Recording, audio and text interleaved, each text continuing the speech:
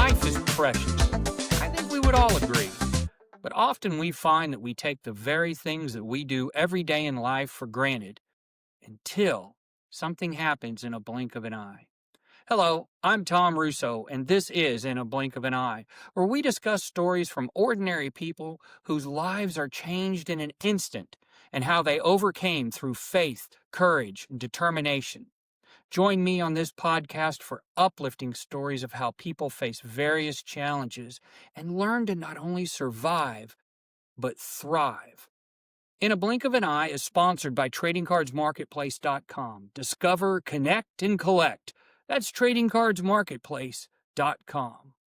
Now, I have got the distinct privilege and honor to welcome my good friend Tanika Dixon to the program today. Tanika, welcome. Thank you so much for being here. Thank you I, for having me. I got to tell you about this lady, ladies and gentlemen.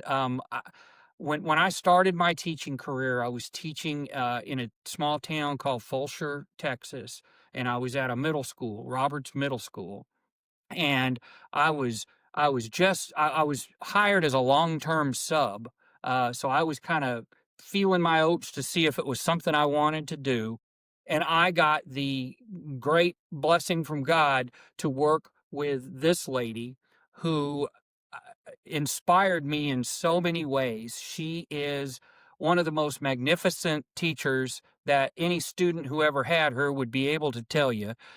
She is a true blessing to all the children in that area. And I just absolutely adored her interactions with the children and the way that she taught and handled a classroom. And I'm doing too much talking. I need to let you talk. Tinica, tell me a little bit about kind of where you grew up and kind of your road to become a teacher, first of all. Mhm. Well, I grew up in Fulshear, Texas, where we met. When I grew up, it wasn't nothing but dirt roads, cows, chickens, and horses. And But it if you still were to has the see, cows, chickens, and horses. I know that. if you see it now, we have a few, but we sit in traffic now. There was no traffic. Right. Um, so I grew up here in Fulshear, Texas. I graduated from the Lamar School, so it was exciting to be able to come back and teach for Lamar. Um, my parents, they were born and raised out here in Fulshear, Texas. Family, the street is named after us, Dixon Road. Um, so it's just awesome just to see the growth out here. So teaching, I felt like it was just in my heart to do. Like I said, I mean, it's just touching kids' lives and being able to shape and mold our future. What better thing can you ask for? Well, and I know when we were speaking off camera, you mentioned that your mother was kind of an inspiration from a teaching standpoint.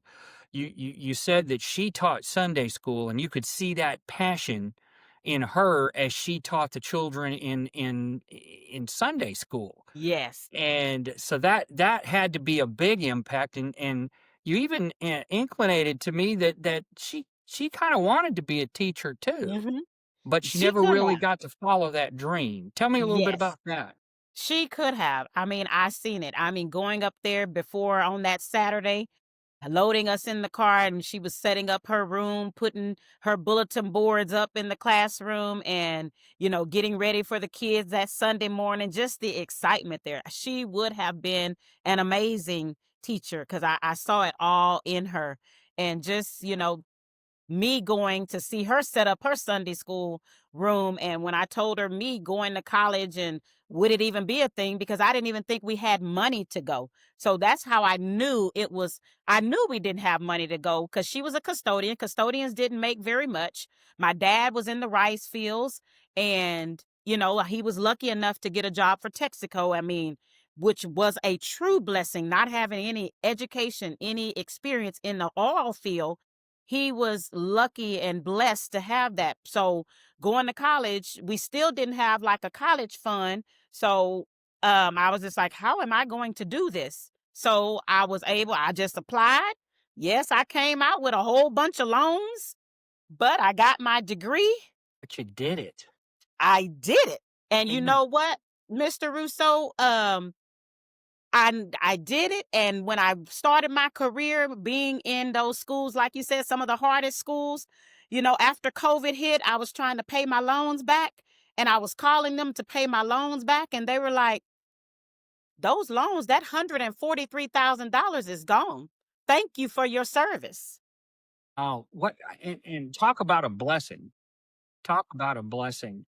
Now, I gotta ask you about something you told me that I didn't know about you. You told me this here a few minutes ago. Now, you said you started out as looking towards nursing. I did. Whoa, It now, must have been now the you told scrubs. me something funny about that. Now I gotta hear that on camera here. Tell me Oh, about that. What happened with that? I really think it was the scrubs and the little cute shoes, the comfy shoes. That's what I really it was the cute little scrubs with the little pictures on them. I think that's what it was. But when we had to do a course and we had to go watch a live open heart surgery, I was done. Ugh. I couldn't eat ketchup or eat spaghetti for a long time. So So I was just so like, ixnay on the blood there, right? "Oh, X." Yes, Well, exactly. They were like, you know "Yeah." what? Nursing's loss was our children's gain. That's what I'm gonna say. And another thing that I know you do that has always drawn me towards you as a great person is Mhm. your belief in God and your faith and your ministry that you do. Tell me a little bit about that. I mean, I was raised up in the church. My dad loved to sing. My mom was a Sunday school teacher. He was a deacon in the church. So, going to church, we were always something within the church, and they got very active within the church. So, and God has just been, we were firm believers in God. It was just like, we knew, like I said, I didn't think we had a lot of money. People thought we did, but I was just like, my parents just made it look good because they trusted and they knew God was going to make a way and God was going to take care of us. So, and he did. So, um, it was just the foundation growing up there. And with ministry, like I said, I started out singing with my dad. He loved to sing. So we were going to musicals and singing and all of that. And then I built with some of my other in the church. We didn't have a youth ministry out at the church. I went to church, started out church Greater Zachary right here in Fulshire. Then I went to Brookshire because my first job was in Brookshire. And the church there, they didn't have a youth ministry. So my first job teaching was in Brookshire. So I got to know a lot of the kids. They came to the church. I mean, I could have choir rehearsal in my class because all the kids, we were going from school to church together. And, after God said, when God says, I want you to preach the gospel, I was like, Do what?" So took me a while to accept that. I was like, and women in ministry is just like, I was just like, I don't know, just let me sing and I'll do that. Well, you said something there that struck a chord with me. You said that God kind of talked to you about going into the ministry, and I am a firm believer that God and Jesus talk to us all the time. Hmm. Sometimes we're too dense to listen, but He Yes. talks to us all the time. Yes. Hmm. And I know people sometimes look at me funny that I had left banking and I felt God called me to become a teacher. And I Hmm. know some people looked at me like, I was making a third of what I made as a banker, Exactly. but Yes. but I felt God had called me there, and people looked at me funny like I was crazy, I and bet. but I was doing what I felt God had told me to do, and I'm glad I Yes. did because I got great experiences meeting great leaders like you, and that was so important. And then I had a second epiphany in my life from God, Hmm. the same Uh-huh. calling like you're talking about to do Yes. this very podcast, to do Yes. this podcast so that I can share the message. And we talked about this off camera too, that any place where two people are talking about God, that's Yes. church. That That's is. church. And he's here. He's And here. he's here right now with Yes. us. You Yes. mentioned something to me, a Bible passage, Jeremiah 29:11. Hmm. Tell me that. Tell me that passage. He he has a plan. The plan is not to harm you, it's not to hurt you, it's to prosper you and give you hope and a future. So that just means if he has a plan, I don't care what we've done in our lives, the plan has already been established. God has a plan, that means we have a purpose. And we have Uh, to trust it. yes, We you have have to to trust trust him. it. Yes. Amen. Yes, we have to. We absolutely have to. You Now, have yeah, you have to, because I mean, even me not knowing, like, with college, and I went to Texas Lutheran for 1 year in Seguin, and then came back to Houston, but those are both private colleges, and they were very expensive. When I expensive. left them, they were 165,000. You're talking about a little girl, mom's a custodian, dad didn't make that much money, but I got my degree. It had to be it was trusting the process. I don't Right. know how I'm gonna pay these loans, I don't know, but, obviously, he opened the door for me to be there. Obviously, he so you just got to trust the plan. So I have to ask you because I passed all four cores, so I could teach English, math, history, or science, right? Uh-huh. Mhm. And I admired and loved your ELA class, but there Mhm. is no way I ever wanted to teach ELA. I couldn't even hold a candle to how you do it with those kids. How did you choose that, young lady? How did you choose that? Because that to me is got to be the most difficult one to teach. It That's just is. my opinion. It is. Well, I started off in elementary, 4th grade. And I didn't think that I would ever leave 4th grade. It was just my thing. I was like, no, 4th grade. I was there for like 11 years. I'm That was not your leaving jam. 4th grade.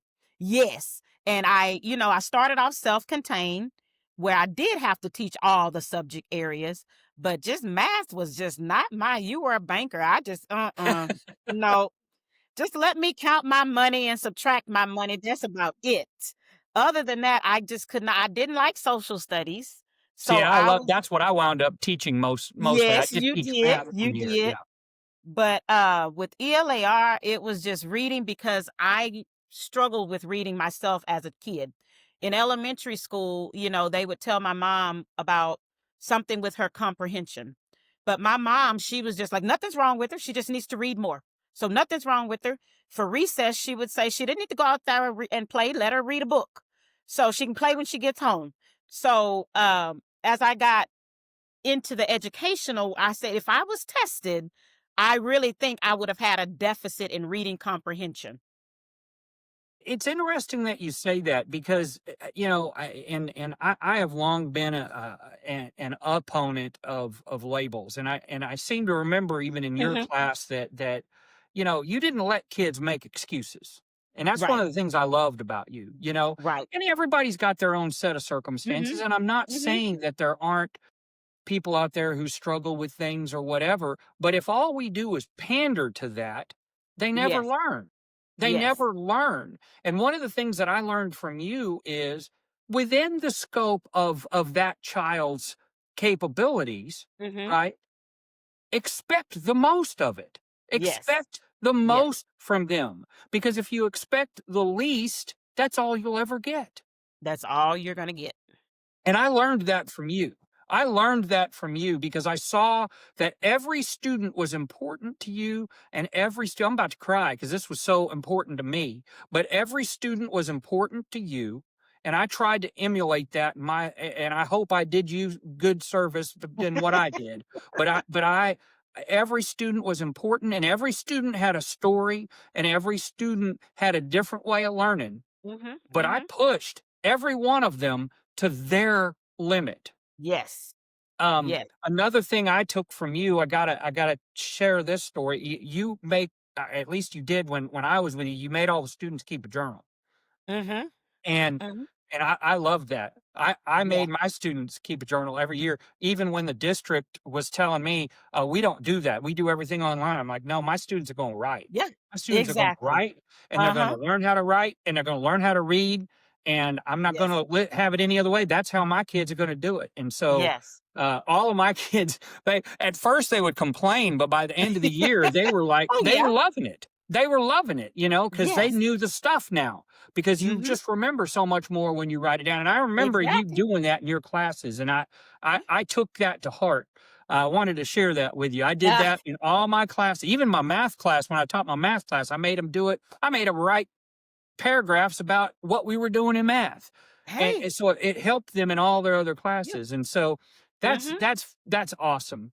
Yes. And I love your spirit, and I love your honesty, and it shines through in everything that you do, but it especially did and still does in the classroom. And that you were a big inspiration into why I decided to become a teacher. And you just were so wonderful. And I loved. I remember reading that the book about the wolf. And what was the name of that book? Was it The Touching young Spirit man Bear? that went off like the justice system. He was Touching out. Spirit Bear? Oh yes, touching spirit. But that Yeah. I remember that. And you and I having talks about that book and how you taught. I loved it. I loved it. Yes. All right. Now let's get to your blink of an eye moment, which is the real reason for my podcast. I could talk to you like this all day, but I know that you had an event that happened pretty early on in your life, and Mhm. it was tough. Yeah. It was and in retrospect, I know it probably seems like a trivial event that caused it, Mhm. Mhm. but yet at the time it was huge. Yes. Yeah. Take us back to 10th grade and tell the story about what happened.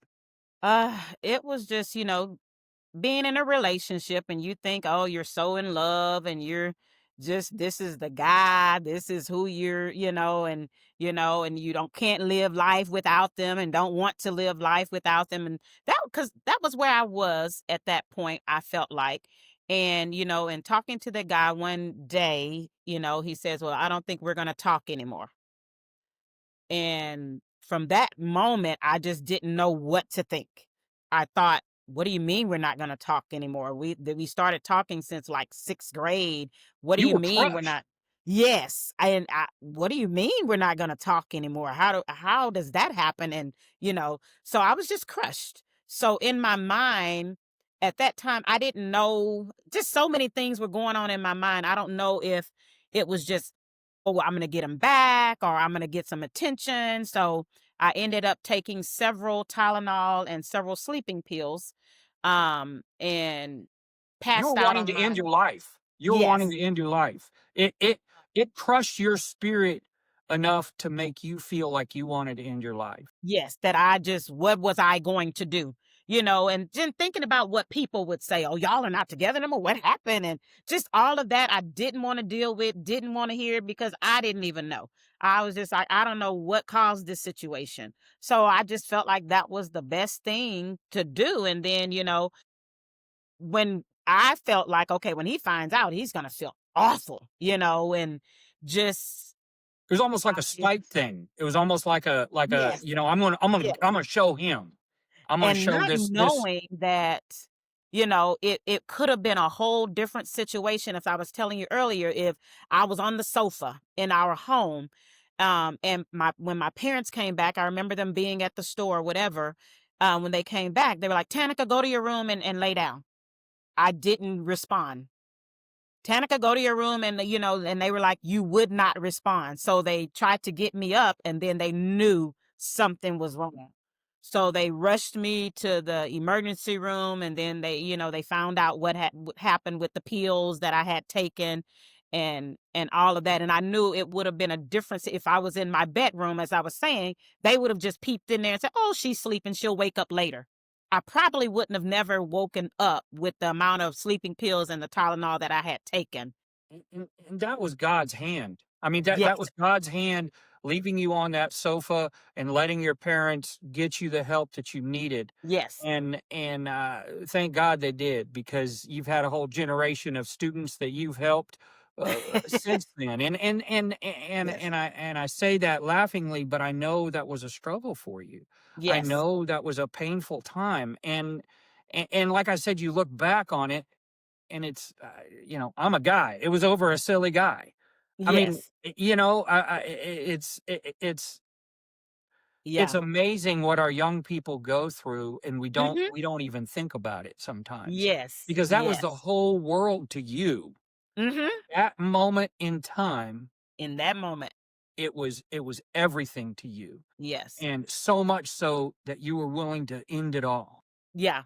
Yeah. And tell me a little bit, and I know it's hard because it's a hard memory, but tell Mhm. me a little bit about your struggle to get through that after you got out of the hospital and got back on your feet. How did you face things, and did faith have anything to do with your recovery along the way? It made me stronger for sure because, when I from the hospital, they're not gonna once when they think that you tried to take your life, they're not gonna just they didn't just send me home. So like I had to go into a psychiatric facility, and within there, the counselors and I was still angry at the beginning. They were showing those little pictures of these little blobs, and what do you see? A blob. I'm like, "What do you Wow. mean? What do I see?" It's just an You and it was still easy, have your and they great wit, by the way. I love it. they could tell a lot by how you respond, and I learned, and they were like, "No, how do you take this?" So with the therapy sessions, and I just from that point on, I looked at life just in a different sense. It's not that was one of the at my younger age that I went through and had to, but I learned a lot from it and um how to communicate. In my family, they came for sessions just as how can we help, why didn't we, and it was just like I said, it wasn't anything that I was going through. It was just that spur of the moment, that blink of the moment right there. We're not dating anymore, it's over. And so they thought, well, what did we do wrong, where did we miss the signs, you know So it was also that strength of family. I know, yes. and one of the things that I love in your story and in talking to you throughout the years is family is very important to you. And Yes. I love and sense that was also a big part of it, was that your Yes. family wasn't accusatory, wasn't, they helped you through it. Yes. And Yes. your faith. So you had Hmm. a twofold, you had your faith and you had your family to help you through this situation and get back on your feet. Yes. What would be advice that you would tell young people that may watch this? Who knows? And you Hmm. never know who watches what, right? What would be advice that you would tell them when they're faced with something to them, and it could be not making the volleyball team, it could be Hmm. their boyfriend looked at them funny, it could be Hmm. somebody made fun of them in class because of the way they looked or the way they dressed. It's very important to them at that young age. Yes. It crushes them. What would be your advice to help overcome that?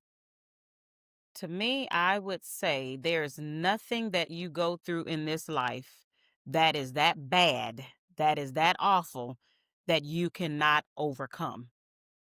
There's Amen. nothing that you go through in this life that we fall. We fall several times. All the time. Things are going to take us for a loop. Like I said, and I think I posted this a while back. I thought the fire would have consumed me, but it did not. The fire made me stronger. And I didn't even come out of the fire smelling like smoke because God didn't allow that to happen. Didn't Right. smell like smoke, wasn't charred, wasn't burned. I don't care what you go through. And you're going to go through some things because God says you're going to go through the fiery trials. He already said that. So you're going to go, but nothing is worth you taking your life or taking you. Nothing is worth that. No. God Absolutely not. gave you this life. God created you to be who you are. He created you to be here with a purpose. Nothing is that devastating to where God would want you to remove yourself when he has a plan and a purpose for you. So well said, and exactly a big part of the reason why I wanted you to be a guest. Right there. That spirit and that Just seeing you just warms my heart. I haven't physically seen you in many years, and Yes. this just absolutely warms my heart seeing you today. It's such an honor to get to share this story because I know Yeah. that's a painful part of your life. I Yeah. know that and I appreciate that. And I honor that because the whole purpose of this podcast is to help people that are struggling, you Yeah. know, because everybody has crossroads. Everybody Yes. has stuff that Yes. happens that Yeah. we have to pick ourselves up and Mhm. brush ourselves off. And Yeah. you were lucky you had that family structure and that faith structure. Yeah. There's so many people that don't have either, or maybe one or the other. And Yes. so it was God's blessing that you had both. And I had both when I've gone through mine too. Yeah. I had my wonderful family and I also had my faith. And Mhm. so I understand living it firsthand how Yes. important that is Yes. and what a blessing and how it is. So Yes. so now we fast forward, we go through that. You go through the nursing school, you don't do that, then you go on and become a teacher. Yep. And how many years have you been teaching now? This is year 27. And you only look 25. So how is that? How is that? I want to When you know. love You what you got to tell do. me your secret to looking young. I got to know that. Well, hey, look, I just turned 50, so I'm just like, Lord. But when you I love what remember you 50. I remember 50. Oh my goodness, but when people say when you love what you do, you're really not working. Because when I first started, I said, "Give me 5 years and I'm out of here." 5 years and I'm out. That 5 years turned into 27. I mean, I just knew. I mean, my first job was Whataburger. I think I lasted maybe 2 weeks. Uh, Not a lot of passion for flipping burgers. oh no. So, year My first 26. job was Chick-fil-A. So I used to dress up in they had a big chicken suit. It was before the cow. It was a chicken called Doodles, and I used to dress up as Doodles the chicken. So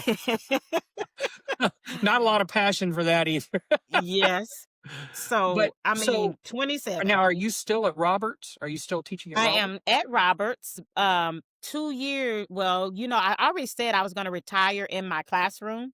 Don't ask me, I'm not coming out of my classroom, this is it, but how God works, and again, you gotta trust because 2 years ago, my principal came and he was just like, "Oh, we got an instructional coach position, are you going to apply for it?" "Nope, sure not." "I'm not." Right. "Well, why not?" "Nope," so Because you then he like what you're doing. Exactly. So then he comes back and I'm sitting in a meeting. He comes to the door. Can you come? So I'm like, what does he want now? So we're walking to the office and I'm like, nobody's saying anything. And I'm like, what? Did I do something? Did somebody? So he says, look, I need an emergent bilingual specialist. I said, well, good. You want me to help you find somebody? I mean, what? We'll put our resources together. We'll find somebody. Exactly. He was like, "No, I'm looking at them. I'm looking like, you looking at them? Where are they?" Somebody behind me. So I said, "Let me go." And first thing, I went to one of my real good teacher friends, and I was just like, "My principal Mr. Little just asked me, do I about emergent bilingual?" She was just like, "Yeah," and she was just like, "You need to apply. You need to go for it." I was like, "Are you kidding me? What?" And then he was like, "Well, we got to go through the formalities and we got to interview you." I said, "Interview? I don't know if I hadn't interviewed 20 years." I mean, so I was like, "God," first thing I went is like, "God, what would you have me to do?"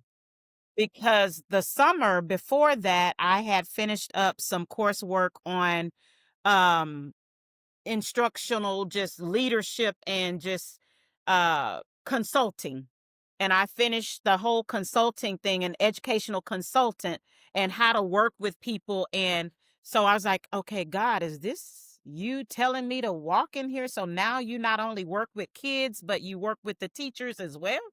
And so God was just like, trust the process.